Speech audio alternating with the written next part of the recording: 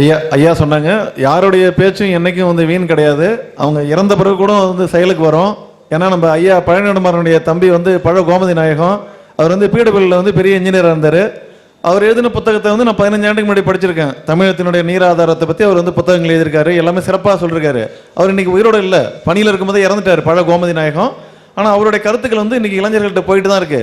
நம்ம வந்து என்னன்னா ஒரு பழமொழி சொல்லுவோம், வீணா சொல்லி கொடுத்த சொல்லும் கட்டி கொடுத்த சோறும் ஏமாந்துரும், கட்டி கொடுத்த சோறு தீர்ந்து போயிடும், சொல்லி கொடுத்த சொல்லு வந்து 10 நாளில் மறந்துடுவான், அப்படிலாம் கிடையவே கிடையாது.